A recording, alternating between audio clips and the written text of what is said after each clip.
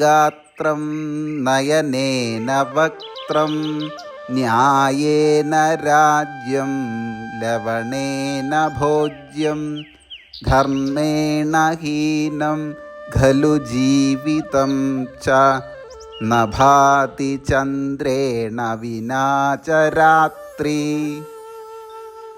അവയവങ്ങളില്ലാത്ത ശരീരവും നയനങ്ങളില്ലാത്ത മുഖവും സത്യം, നീതി എന്നിവ ഇല്ലാത്ത രാജ്യവും ഉപ്പില്ലാത്ത ഭക്ഷണവും അധാർമികമായ ജീവിതവും ചന്ദ്രനില്ലാത്ത രാത്രി പോലെ ശോഭിക്കുന്നില്ല. രണ്ടാമത്തെ സുഭാഷിതം. ന വിശ്വസേത് കുമിത്രേ ച മിത്രേ ചാപി ന വിശ്വസേത് കദാചിത് കുപിതം മിത്രം സർവം ഗുഹ്യം പ്രകാശയേത്. നല്ലവരല്ലാത്ത സുഹൃത്തുക്കളെ വിശ്വസിക്കരുത്. സുഹൃത്താണെങ്കിലും എല്ലാം തുറന്നു പറയരുത്. എപ്പോഴെങ്കിലും സുഹൃത്തിന് നമ്മോട് കോപം വന്നാൽ എല്ലാ രഹസ്യവും ആ സുഹൃത്ത് വിളിച്ചു പറയും.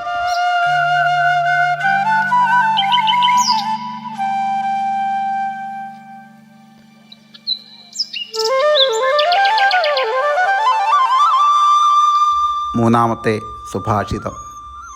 ആതുരേ വ്യസനേ പ്രാപ്തേ ദുർഭിക്ഷേ ശത്രുസങ്കടേ രാജദ്വാരേ ശ്മശാനേ ച യസ്തിഷ്ഠതി സബാന്ധവാ.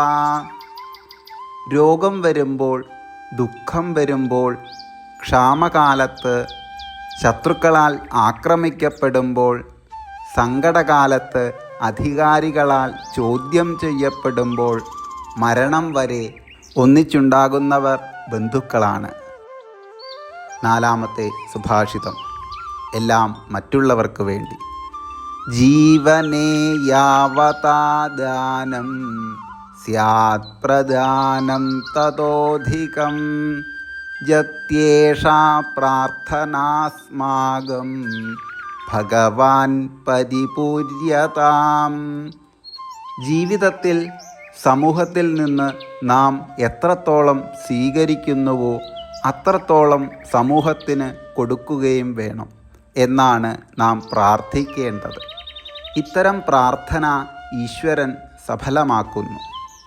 അഞ്ചാമത്തെ സുഭാഷിതം.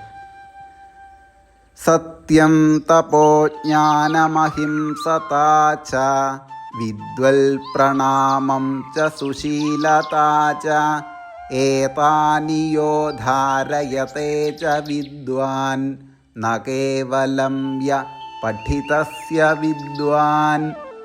സത്യം, തപസ്, ജ്ഞാനം, അഹിംസ, സുശീലത, വിദ്വൽ പ്രണാമം എന്നീ 6 ഗുണങ്ങൾ ഉള്ളവരാണ് യഥാർത്ഥ പണ്ഡിതന്മാർ.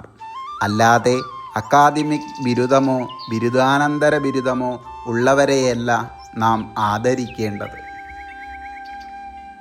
ആറാമത്തെ സുഭാഷിതം.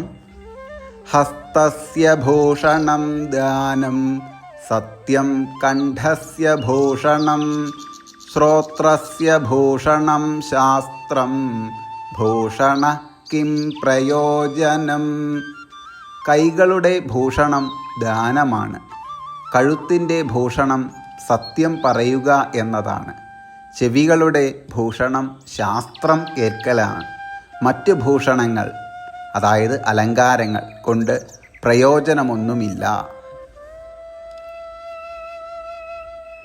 ഏഴാമത്തെ സുഭാഷിതം. നമ്മുടെ ബന്ധുവും ശത്രുവും നാം തന്നെ. ശ്രീ ഭഗവാനുവാച ഉദ്ധരേദാത്മനാത്മാനം ആത്മാനമവസാദയേത് ആത്മൈവ ഹ്യാത്മനോ ബന്ധു ആത്മൈവരിപുരാത്മന. നമ്മുടെ ആത്മാവിനെ നാം കുറച്ചു കാണരുത്. നമ്മൾ തന്നെ നമ്മുടെ ബന്ധുവും ശത്രുവും. സ്വയം ഭാവിയെ നിശ്ചയിക്കൂ, സ്വയം സജ്ജമാക്കൂ എന്നാണ് ഗീതോപദേശം. എട്ടാമത്തെ സുഭാഷിതം. പരോപകാരായ ഫലന്തി വൃക്ഷ പരോപകാരായ വഹന്തി നദ്യ പരോപകാരായ ദുഹന്തി ഗാവ പരോപകാരാർത്ഥമിദം ശരീരം. വൃക്ഷങ്ങൾ മറ്റുള്ളവർക്ക് വേണ്ടി കായ്ക്കുന്നു, നദികൾ മറ്റുള്ളവർക്ക് വേണ്ടി ഒഴുകുന്നു, പശുക്കൾ മറ്റുള്ളവർക്ക് വേണ്ടി പാൽ ചുരത്തുന്നു. ഇങ്ങനെ പ്രകൃതി എല്ലാം മറ്റുള്ളവർക്ക് വേണ്ടിയാണ്. പ്രകൃതിയുടെ ഭാഗം തന്നെയായ ശരീരവും പരോപകാരാർത്ഥമുള്ളതാണ്. 9-ാമത്തെ സുഭാഷിതം. അകൃത്വാ പരസന്താപം അഗത്വാ ഖലനമ്രതാം അനുസൃജ്യ സതാം പത്മാ യൽ സ്വൽപമപി തദ്ബഹു. അന്യർക്ക് സന്താപമുണ്ടാക്കരുത്, ദുഷ്ടന്മാരെ നമിക്കേണ്ടതില്ല, സജ്ജനപാത മാർഗം അവലംബിക്കുക. ഇതെല്ലാം ചെറുതാണെങ്കിലും വളരെ മഹത്വമുള്ളവയാണ്. 10-ാമത്തെ സുഭാഷിതം. വിദ്യാധനം. കിം കുലേന വിശാലേന വിദ്യാഹീനസ്യ ദേഹിന അകുലീനോപി വിദ്യാവാൻ ദേവൈരപി സപൂജ്യത്തെ. വലിയ കുലത്തിൽ ജനിച്ചു എന്നതുകൊണ്ട് എന്ത് പ്രയോജനം? വിദ്യാഹീനന്മാർ ആദരിക്കപ്പെടുകയില്ല. കുലമഹിമയൊന്നുമില്ലാത്ത സാധാരണക്കാർ വിദ്യയുള്ളവരാണെങ്കിൽ ദേവന്മാരാൽ പോലും അവർ ആദരിക്കപ്പെടും. തുടർന്നുള്ള സുഭാഷിതങ്ങൾ നമുക്ക് അടുത്ത വീഡിയോയിലായിട്ട് പറയാം. ഈ സുഭാഷിതങ്ങളെല്ലാം പഠിക്കുകയും ആ തത്വങ്ങൾ മനസ്സിലാക്കുകയും ജീവിതത്തിൽ ഈ പറഞ്ഞിരിക്കുന്ന സുഭാഷിതത്തിൻ്റെ തത്വങ്ങൾ മനസ്സിലാക്കി അതിലൂടെ ജീവിതം മുന്നോട്ട് കൊണ്ടുപോകുകയാണെങ്കിൽ തീർച്ചയായും നമ്മൾ വിജയലക്ഷ്യം കൈവരിക്കുക തന്നെ ചെയ്യും. എല്ലാവർക്കും ഭഗവാന്റെ അനുഗ്രഹമുണ്ടാകട്ടെ.